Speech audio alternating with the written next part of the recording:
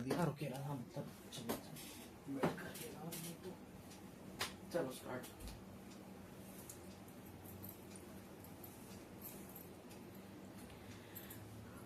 प्रणाम, हर हर महादेव। आज एपिसोड 18 में हम लोग सुरेश्वर अवतार से शुरू करते हैं। नंदीश्वर ने पूछा, हे तात, व्याघ्रपात का पुत्र उपमन्यु जो कई जन्मों से मित्र होकर इस जन्म में फिर कुमारपन को प्राप्त हुआ है, भाग्यवश वे अत्यधिक गरीब हो गए, अतः उन्हें माता के घर बहुत ही कम मात्रा में दूध पीने को मिलता था। वह बार बार अपनी माता से दूध मांगता था। माता ने बालक को बहलाने के लिए घर के भीतर जाकर कड़ों से बचे बीजों को पीस कर पानी मिलाकर कृत्रिम दूध उसे पीने को दिया, परंतु उपमन्यु ने उस कृत्रिम दूध को नहीं पिया और कहने लगा, हे माता, यह दूध नहीं है। इस पर ममतामयी माता ने उसे गोद में बैठाकर उसके अश्रुओं को पूछते हुए बोली, बेटा, हम वनवासियों के पास दूध कहाँ से आया? पूर्व जन्म के किए कार्यों के फल भोग रहे हैं, अब तो केवल शंकर भगवान ही दूध का प्रबंध कर सकते हैं। माता के इस प्रकार दुखी वचनों को सुनकर बालक उपमन्यु माँ से बोला, आप शोक न करें। यदि भगवान शंकर ही कल्याण करने वाले हैं तो हमारा कल्याण अवश्य होगा। यदि भगवान शंकर कहीं हैं तो वे मुझे देर सवेर दूध अवश्य प्रदान करेंगे। मैं उनकी कृपा का पात्र बनने के लिए तपस्या करूंगा। इतना कहकर बालक उपमन्यु माता को प्रणाम करके हिमालय पर जाकर ओम नमः शिवाय पंचाक्षर मंत्र का जाप करने लगा। उसके तप से तथा पंचाक्षर मंत्र का उच्चारण करने से तीनों लोग प्रदीप्त होने लगे। बालक के पास भगवान शंकर पार्वती के साथ इंद्र और इंद्राणी का रूप रखकर हाथी पर सवार होकर आए। वे बालक से वर मांगने को कहने लगे। वे बोले, मैं तीनों लोकों का राजा, देवताओं का स्वामी इंद्र हूँ। तुम निर्गुण रूप रुद्र का पूजन करोगे तो देव जाति से निकाल दिए जाओगे और तुम्हें पिशाच बनना पड़ेगा। उपमन्यु अपनी तपस्या में विघ्न समझकर पुनः जप करने लगा। वह इंद्र से बोला, तुम भगवान शंकर को जानते ही नहीं हो। वे तो समस्त देवताओं के स्वामी हैं। मैं भली भांति जानता हूँ कि भगवान शिव से परे कोई तत्व नहीं है। तुम मेरे सामने उनकी निंदा ना करो। तुमसे ही नहीं अपितु मैं ब्रह्मा जी और विष्णु जी से भी वरदान नहीं चाहता। अब यदि तुम मेरे सामने भगवान शंकर की निंदा करोगे तो मैं तुम्हें भस्म कर दूंगा। उपमन्यु ने भस्म उठाकर उसे अघोर मंत्र से अभिमंत्रित कर भगवान शंकर के चरणों का ध्यान करते हुए तुरंत अंत्र पर डाल दी, परंतु वे तो साक्षात शिव थे। तुरंत वे अपने असली रूप में प्रकट हो गए और उन्होंने बालक उपमन्यु को हजारों दूध, दही, अन्न आदि से भरे भंडार वहीं पर दिखाए।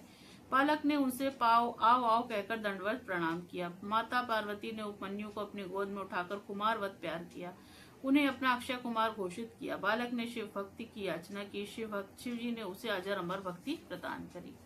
बालक उपमन्यु ने घर आकर अपनी माता को प्रणाम कर सब समाचारों से अवगत कराया। माता यह जानकर बड़ी प्रसन्न हुई। बालक उपमन्यु शिव जी की कृपा से सबका पूज्य बन गया। इस प्रकार शिव जी ने उपमन्यु के लिए सुरेश्वर इंद्र का अवतार लिया था। ब्रह्मचारी अवतार। दक्ष की पुत्री सती जी जब शिव के अपमान के कारण भस्म हो गई, तब तो उन्होंने हिमालय के यहाँ मैना के गर्भ से पार्वती के रूप में जन्म लिया। नारद जी के कहने पर शिव जी को प्राप्त करने के लिए उन्होंने कठोर तपस्या की। भगवान शिव जी ने पार्वती की व्रत और तपस्या की परीक्षा लेने के लिए सप्तऋषियों को भेजा। सप्तऋषियों ने परीक्षा लेकर शिव जी को संतुष्ट किया। इसके बाद भगवान शिव स्वयं उनकी परीक्षा लेने ब्रह्मचारी के वेश में आ गए। पार्वती जी ने उनकी अर्धपात से पूजा की। ब्रह्मचारी रूपी शिव जी ने उनसे तप का कारण पूछा तो उन्होंने अपना सारा वृतांत सुनाया। इस पर ब्रह्मचारी ने कहा, मेरी समझ से तुम्हारी बात नहीं आई। भगवान शिव तो दिगंबर हैं, उनके पास एक बूढ़ा बैल है। वे चिता की भस्म शरीर पर लगाए रहते हैं। इससे तो अच्छा यह है कि तुम देवताओं में से किसी को वर्ण करने की सोचती। तुम जैसी अनुपम सुंदरी के लिए यह बिल्कुल भी उपयुक्त नहीं है। इस पर पार्वती जी ब्रह्मचारी से रुष्ट हो गयी और उनके पुनः कुछ कहने की चेष्टा करने पर सखियों से उसे आश्रम से निकाल देने को कहा। पुनः यह कहकर उठकर जाने को तैयार हो गई कि जो व्यक्ति शिव जी की निंदा करता है वह स्वयं तो पाप का भागी होता ही है तथा इसके साथ सुनने वाला भी पाप का भागी बनता है। पार्वती जी ने जैसे ही जाने के लिए पग बढ़ाया तो शिव जी असली रूप में प्रकट हो गए और पार्वती जी का हाथ पकड़कर कहने लगे, मैं आज से मैं तुम्हारी तपस्या द्वारा खरीदा गया सेवक हूँ। पार्वती जी ने उनसे अपना पति बनने की प्रार्थना की। तब शिव जी ने हिमाचल के यहाँ बारात ले जाकर वैदिक रीति से पार्वती का पाणी ग्रहण किया। फिर पार्वती के साथ कैलाश पर सानंद निवास करने लगे। यह शिव जी के 84वें अवतार की कथा है। 84वां अवतार था ये। सुनट नर्तक अवतार। भगवान शिव पार्वती को अपनी पत्नी बनाने का वरदान देकर कैलाश पर चले गए। पार्वती भी घर चली गई। शिव जी ने इस खुशी में महान उत्सव का आयोजन किया। तब भगवान शंकर नट का रूप धरकर वहां पर नाचने लगे। उन्होंने अनेक नृत्य करके सभी को मोह लिया। मैना ने स्वर्ण के थाल में रत्न भरकर देना चाहा, परंतु उन्हें लेने से इनकार कर दिया और पार्वती को मांगने लगे। मैना यह सुनकर क्रोध में भर गई। उसी समय हिमाचल भी गंगा स्नान से लौट आए। उन्होंने उस नट को देखा। पार्वती का हाथ मांगने की बात सुनकर वह भी कुपित हो गए।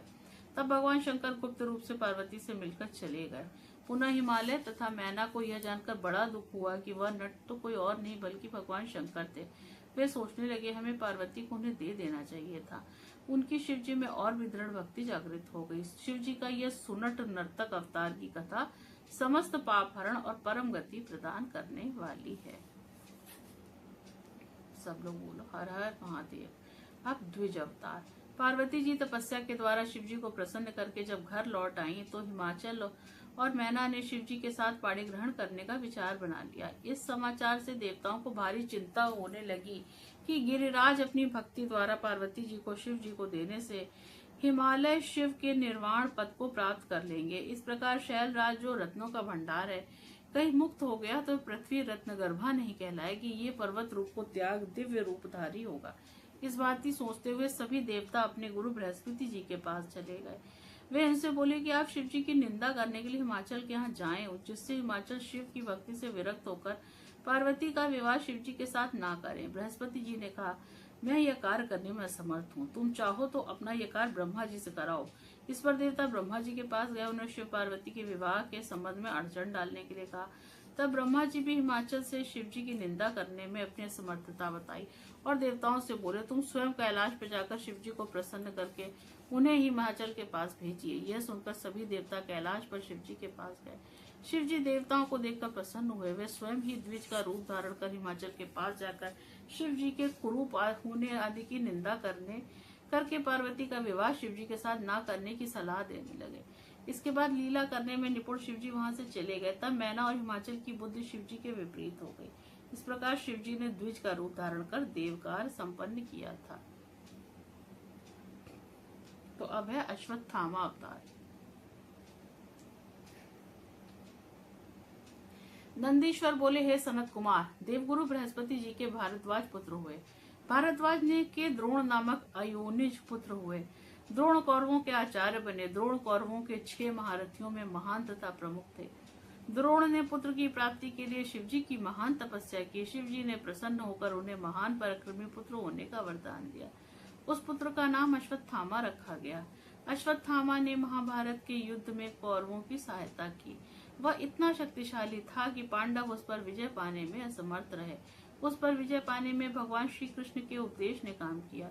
फिर शिव जी की अनुपम कृपा से अर्जुन ने अश्वत्थामा के द्वारा छोड़े गए ब्रह्मशिर नामक अस्त्र को निरस्त किया। इसके बाद अश्वत्थामा ने अपनी शक्ति का प्रयोग उत्तरा के गर्भ में पल रहे बालक पर किया, परंतु शिव जी की कृपा से श्री कृष्ण ने अपने सुदर्शन द्वारा उनके प्रभाव को नष्ट किया। इसके बाद श्री कृष्ण ने पांडवों को ब्राह्मण श्रेष्ठ अश्वत्थामा के चरणों में नतमस्तक कराया। इस पर अश्वत्थामा ने पांडवों और श्री कृष्ण को अनेकों वरदान दिए। अब है किरात अवतार। व्यास जी के कहने पर अर्जुन ने शिव जी को प्रसन्न करने के लिए भारी तप किया। शिव मंत्र के प्रभाव से अर्जुन भारी प्रकाशमान हो गए। इससे अर्जुन को अपनी विजय में संदेह नहीं रहा। अर्जुन जब शिव जी की तपस्या करने चले गए तो पांडव चिंतित और दुखी रहने लगे। इस पर व्यास उनके पास आए। उन्होंने पांडवों को अनेक कथाएं सुनाई। उन्होंने पांडवों को बताया कि मनुष्य को बहुत सारी विपत्तियों का सामना करना पड़ता है। राजा नल को तुमसे भी अधिक विपत्तियों का सामना करना पड़ा था। मनुष्य बाल्यकाल से मरणावस्था तक आपत्तियों को सामना करता रहता है, अतः इनसे छुटकारा पाने के लिए शिव जी की आराधना करनी चाहिए। अर्जुन के तप से जो तेज उत्पन्न हुआ उसके कारण सभी जीवधारी दुखी होने लगे। तब देवराज इंद्र ब्राह्मण का वेश धरकर अर्जुन के पास आए। उन्होंने अर्जुन से पूछा, तुम यह तपस्या क्यों कर रहे हो? क्या राज प्राप्त करने के लिए तप कर रहे हो? अर्जुन ने उत्तर दिया, मैं यह तप व्यास जी के कथानुसार कर रहा हूँ। इंद्र अर्जुन के सामने अपने वास्तविक रूप में प्रकट होकर बोले कि तुम्हें शिव जी की पार्थिव विधान से पूजा करनी चाहिए। तब अर्जुन ऋषियों की तरह एक पैर के तलवे पर खड़े होकर सूर्य की तरफ दृष्टि करके मंत्र जपने लगे। निर्बाध गति से ओम नमः शिवाय मंत्र जपने लगे।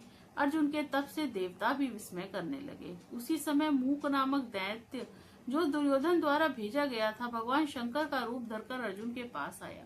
वह अपने वेग से पर्वतों को नष्ट करता हुआ बड़े वेग से चला। उसे देखकर अर्जुन ने सोचा कि कहीं ये शत्रु द्वारा भेजा हुआ कोई दुष्ट तो नहीं है, क्योंकि जिसे देखने पर मन व्याकुल हो जाए वही शत्रु होता है। इसका आचरण भी इसकी दुष्टता को इंगित कर रहा है। तब इस प्रकार विचार कर अर्जुन ने उस मायावी शंकर पर बाण चला दिया। तभी अर्जुन की परीक्षा के लिए स्वयं शिवजी गणों सहित किरात का रूप रखकर वहां आए। वह कंधे पर तरकश धारण किए हुए थे तथा गणों के साथ भीलों के राजा बने हुए थे। वे भीलों की तरह ही बातें कर रहे थे। वे शूकर का पीछा करने लगे। वह शूकर पर्वताकार रूप वाला बन गया। अर्जुन के बाण के साथ किरात बने शिवजी ने भी शूकर पर बाण चलाया। शिवजी का बाण शूकर की पूंछ में और अर्जुन का बाण उसको पार करके पृथ्वी में समा गया। इससे शूकर मर गया। देवता बड़े प्रसन्न हुए तथा पुष्पों की वर्षा करने लगे। मरते समय दुष्ट ने अपना रूप प्रकट किया, जिससे अर्जुन ने सोच लिया कि यह दुष्ट व्यक्ति था जो मुझे मारने आया था। किरात अर्जुन विवाद। शिवजी ने अपना भक्त भेजकर शूकर में लगा अपना बाण मंगवाया।